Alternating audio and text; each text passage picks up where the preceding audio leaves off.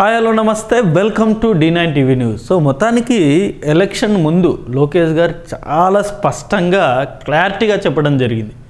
ఇప్పుడు ఎవరైతే అధికారాన్ని అడ్డు పెట్టుకొని లేకపోతే మేము అధికారంలో ఉన్నాము అని చెప్పేసి లేకపోతే జగన్ గారి అండ చూసుకొని విచ్చలవిడిగా విమర్శలు చేస్తారో మితిమీరి విమర్శలు చేస్తారో వాళ్ళకి భవిష్యత్తులో టీడీపీ పార్టీ అధికారంలోకి వస్తే ఖచ్చితంగా శిక్షలు తప్పవు అని చెప్పేసి గతంలోనే లోకేష్ గారు చెప్పేశారు. ఆయన ఇది ఈ యువగలం పాదయాత్ర అప్పుడు. సో చెప్పిన తర్వాత కూడా అనేక మంది తీవ్రమైన విమర్శలు చేశారు. అందులో ఈ పోసాని గారు వాళ్ళు మొదటి వరుసలో ఉంటారు, మరి ఎక్స్ట్రీమ్లో.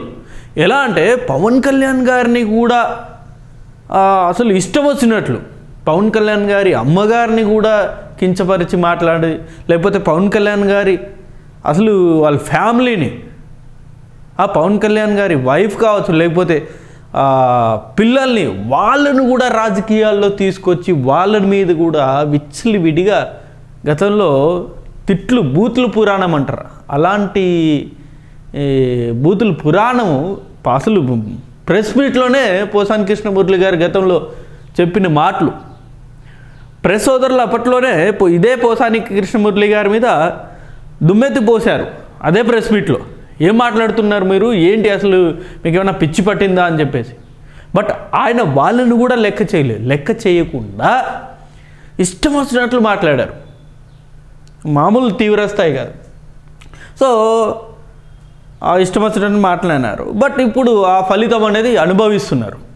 సో యాక్చువల్లీ మొన్నటికి మొన్న తప్పించుకోవాలని ట్రై చేశారు. లైక్ ఇక ఎప్పుడైతే వైఎస్ఆర్సీపీ పార్టీ ఓడిపోయిందో ఇక నాకు పాలిటిక్స్ సంబంధమే లేదు, నాకు ఈ పాలిటిక్స్ సంబంధమే లేదు, జీవితంలో మళ్ళీ నేను పాలిటిక్స్లోకి రాను అని చెప్పేసి కూడా తప్పించుకోవడానికి ప్రయత్నాలు అయితే చేశారు. కానీ మరి చేసిన పాపాలు ఊరినే ఉంటాయా? మళ్ళీ ఆ కర్మలాగా వెంటాడతాయి కదా. అదే ఇప్పుడు జరిగింది పోసాని కృష్ణమురళి గారి విషయంలో. ఇప్పుడు పాపాలు ఎప్పుడే కానీ ఖచ్చితంగా వెంటాడతాయి, కర్మఫలంగా మారుతాయి. అదే ఇప్పుడు జరిగింది చూడండి. ఇప్పుడు నిన్న మహాశివరాత్రి లేదు, ఏం లేదు, పాపం లేదో ఇంట్లో బనియన్ను షార్ట్ వేసుకొని రిలాక్స్ అవుతున్న వ్యక్తికి పోలీసు వాళ్ళు వచ్చి నోటీసులు ఇచ్చి మరీ ఎత్తుకెళ్ళిపోయారు. ఆయన ఇంత పరిస్థితి అవసరమా? ఇంత దారుణమైన పరిస్థితి అవసరమా? అధికారంలో ఉన్నామని చెప్పేసి అధికార మదంతో ఇష్టం వచ్చినట్లు మాట్లాడొచ్చా? అలా చేయకూడదు కదా. సో నిన్న పోసాని కృష్ణమురళి గారు ఇదే చేశారు, ఇవాళ గతంలో చేశారు, ఇవాళ నిన్న ఈ పోలీసు వాళ్ళు వచ్చి తీసుకెళ్తున్నారు. ఒకసారి చూడొచ్చు. పోలీసు వాళ్ళతో కూడా ఆయన వాగ్వాదాన్ని దిగారు, గొడవకి దిగారు. ఆయన నోటీస్ తీసుకోమని చెప్పేసి పోలీసు వారు చెప్తున్నా సరే నేను నోటీస్ తీసుకోను అది ఇది అని చెప్పేసి ఆయన చేసిన కామెంట్స్ అవి కూడా సోషల్ మీడియాలో చాలా వైరల్ అయ్యాయి.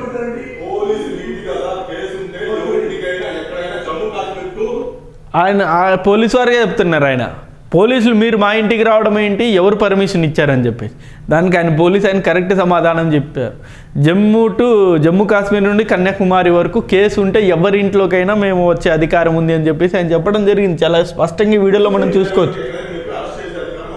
అరెస్ట్ చేసే అధికారం మాకు ఉంది అని. అంతే కదా, పోలీసు వారు డ్యూటీ ఏంది?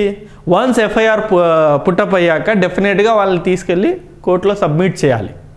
అది పోలీసు వారి డ్యూటీ. అసలు గతంలో ఇదే పోసాని గారి మీద గతంలో ఆయన మాట్లాడిన మాటల మీద అనేక కేసులు అనేవి పెట్టడం జరిగింది గతంలోనే. టీడీపీ నాయకులు కావచ్చు లేకపోతే ఇటు జన సైనికులు కావచ్చు, జనసేన నాయకులు కావచ్చు. బట్ గతంలో వైఎస్ జగన్ గారు అధికారంలో ఉన్నారు కాబట్టి పోసాని కృష్ణమురళి గారి మీద ఎలాంటి చర్యలు అనేది తీసుకోలేదు. బట్ ఇప్పుడు అధికారం అనేది మారింది కదా, డెఫినెట్గా ఇప్పుడు ఈ రెడ్ బుక్ అనే అంశం చాలా కీలకంగా మారింది కదా. సో ఆ రెడ్ బుక్లో పోసాని కృష్ణమురళి గారి పేరు కూడా ఉంది కాబట్టి ఆబ్వియస్లీ ఆయన కూడా ఇప్పుడు తీసుకెళ్ళిపోయారు.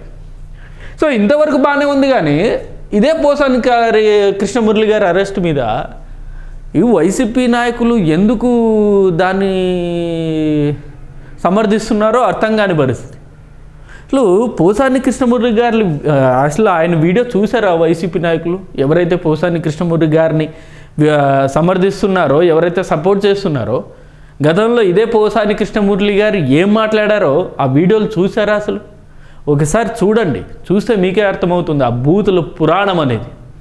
వీడియో అనేది నేను ఇక్కడ ప్లే చేయను కానీ, బట్ మీరు సోషల్ మీడియాలో కావచ్చు లేకపోతే యూట్యూబ్లో మరి డెఫినెట్గా పోసాని భూతుల పురాణం అని చెప్పేసి యూట్యూబ్లో సెర్చ్ చేస్తే ఆటోమేటిక్గా మీకు వచ్చేస్తుంది ఆయన గతంలో ఏం మాట్లాడారు అని చెప్పేసి. లోకేష్ గారికి సంబంధించి ఆయన పుట్టుక మీద కూడా ఈయన మాట్లాడారు. పవన్ కళ్యాణ్ గారు చెట్టుకు చీర కట్టినా సరే ఆయన కౌగిలించుకుంటే, ఇలాంటి చెత్త వాగుడు గతంలో దీన్నే అంటారు చెత్త వాగుడు అని చెప్పి. ఇలాంటి వాక్యాలు అవసరమా చెప్పండి? అలా గతంలో ఇలా రెచ్చిపోయి మాట్లాడారు, ఇప్పుడు అనుభవిస్తున్నారు. ఇప్పుడు గతంలోనే చాలా స్పష్టంగా నారా లోకేష్ బాబు గారు చెప్పారు, ఎవ్వరిని వదిలిపెట్టమని చెప్పేసి. మొన్న కూడా ఇదే అసెంబ్లీలో చెప్పారు, ఎవ్వరిని కూడా వదిలిపెట్టే ప్రసక్తే లేదు అని చెప్పేసి.